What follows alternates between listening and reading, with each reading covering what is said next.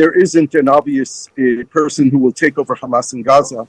There will be a competition for who will head the Politburo of Hamas between the different figures outside. I am John Pina, and here on Times Radio, we're bringing you continuous coverage now of the news after the announcement that Yanya Sinwar, the leader of Hamas, has been killed in an Israeli military strike.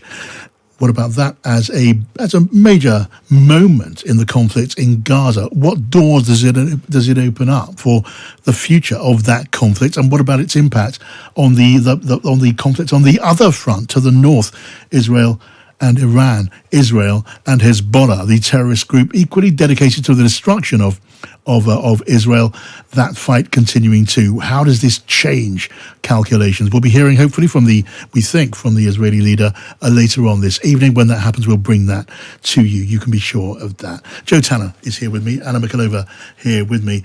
Guys, obviously a huge moment. Just to start from the beginning of this story today, the death of Yanya Sinwar, being described by Malcolm Rifkind as a moment that the significance of which cannot be exaggerated, Anna. Indeed.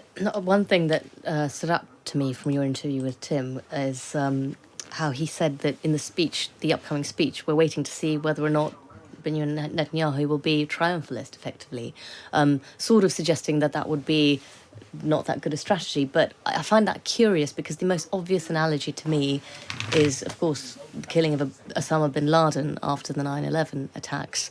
I mean, of course, the American administration, the two administrations that followed that horrific terror attack, both had it as their mission, pretty much goal, to hunt and find Osama bin Laden. And we know that George Bush asked for daily updates on this because he made it the linchpin. This wasn't quite done at all in the same way by the Israeli government since the 7/7 attacks. However, it seems bizarre, when bin Laden was killed, no one's saying, oh, don't be triumphalist. And it sort of seems a bit perverse that would be said now. Yeah, I guess we can assume there will be a note of triumph there.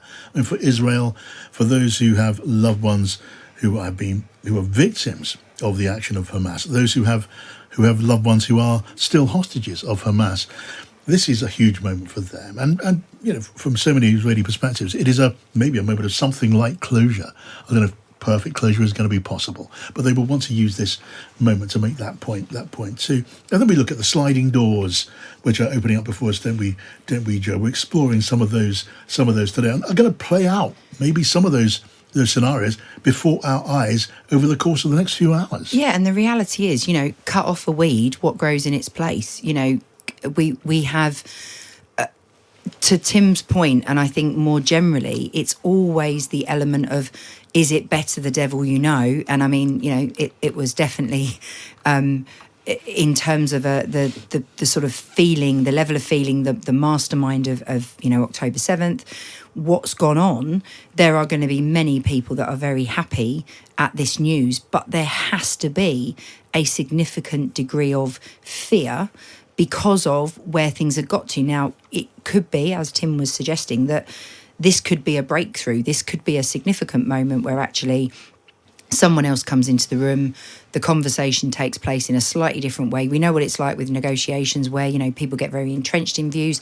Someone else might come in with a slightly different position. However, to Tim's point, if actually a more hardline leader comes in and it's the guy who's just died's brother, is it going to make that negotiation any easier? You can sense that the tension just from families in the region is just going to be soaring right now, because it's, what to some will be seen as good news is also then met with, but what on earth comes next? And that is, for many people, for our frustrations as we watch what's been going on, there's a lot of people that have been putting work in to try and get to some sort of resolution. And, I think Tim summed it up perfectly that, it feels like there is the opportunity to go in two very significantly different directions now. And we just sit by and wait to see what that looks like. So we watch and wait to see how this plays out after the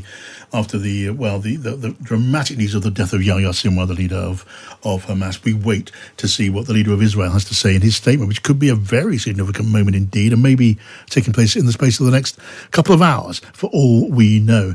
The death has been confirmed. Israel, Tel Aviv, has been in contact with Washington. the strategy from here on in will have been discussed between those leaders in Tel Aviv at a very, very intense pitch indeed. And I think we can get some thoughts on where we may be heading now. Certainly some informed speculation at the very, very least from our next guest here on the program. Gershon Baskin is on the line, a former negotiator between Israel and Hamas. Welcome to you, Gershon, and thank you for joining us. Thank you very much. Good evening. Good evening to you.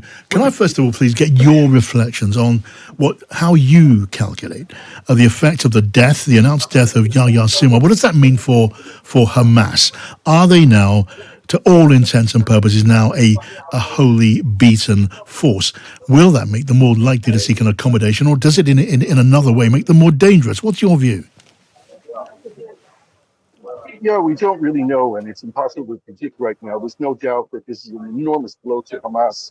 With Yanya Sinwar being killed, there is a vacuum right now, certainly within the Gaza Strip, but even amongst the political leaders of Hamas who are outside of Gaza, whether they be in Qatar and Istanbul. Gershon, I do apologize. I apologize, Gershon. I need to interrupt you there because the line, we're very glad to have you with us on the program, but the line through to you is a little bit uncertain. We're going to try and make a clearer connection because we're keen to get your thoughts on where we may be going from here.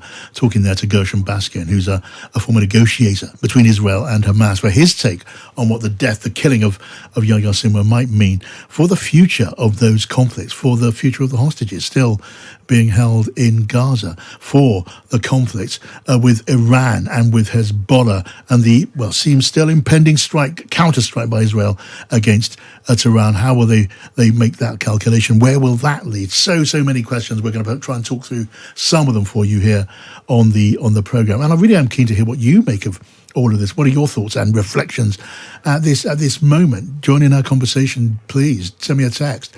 87222, start with the word Times and tell me what you're thinking.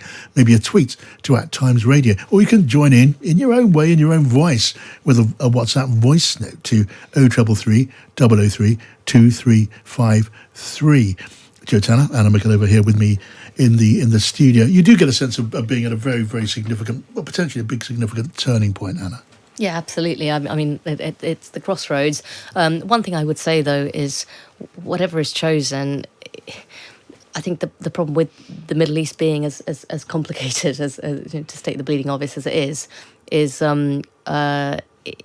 unless a real exit strategy is thought through, unless some sort of actual serious effort is made to some kind of long-term settlement resolution, then it is something that's just going to, even Hamas, will go away for a bit, and then in another form, the history tells us will pop up again, and so therefore it is a crucial moment and could determine the next. Okay, now we have now, I think, then we established our connection with Gershon Baskin, the former Israel and Hamas negotiator. Gershon, so we now, I think, can hear you a little bit more clearly. Your reflections then, which were, I'm sorry, interrupted, but on what the death of Sinwar means for Hamas now.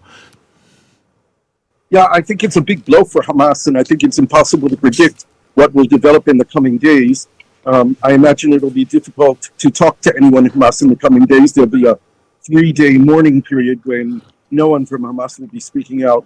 There isn't an obvious person who will take over Hamas in Gaza. There will be a competition for who will head the Politburo of Hamas between the different figures outside. But there is no significant leader within the Gaza Strip right now. Even I know Yanya Sinwar's brother, Mohammed Sinwar, was mentioned. Mohammed Sinwar is a military commander. He's not one of the political leaders of Hamas, and it's unlikely that he has the ability to take over the Hamas movement.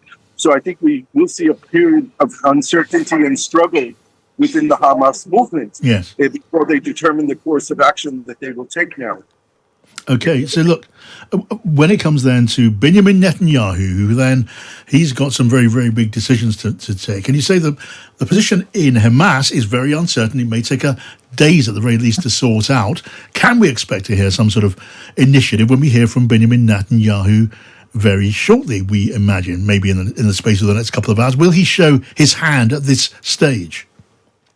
Right, well, it's difficult to hear your question, but with regard to Israel right now and what Netanyahu should be doing, I think it's clear that the most urgent thing is to try and get the hostages released now. There might be an opportunity where discipline is broken down within Hamas, that Israel could make some public offers to people holding hostages, that if they release hostages, they will be given free passage Yes. out of Gaza, that they'll be given a bundle of money, that they can resettle someplace else.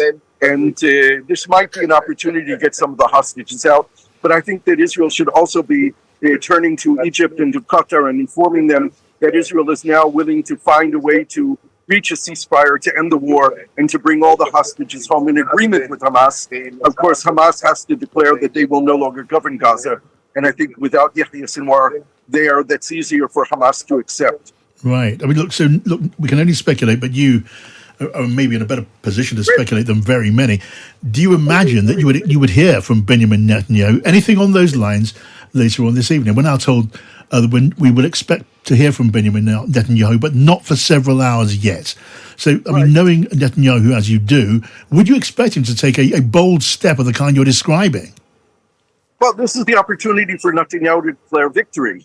This is the victory picture that he was waiting for. He was not going to end the war and leave the Gaza Strip with Yanya Sinwar still there and in charge of Gaza. So this is an opportunity. I would not expect Netanyahu to do this publicly, but we know that there's already been phone conversations between the Americans and the Israelis, and we can imagine that the Americans are on the phone with the Egyptians and the Qatari mediators.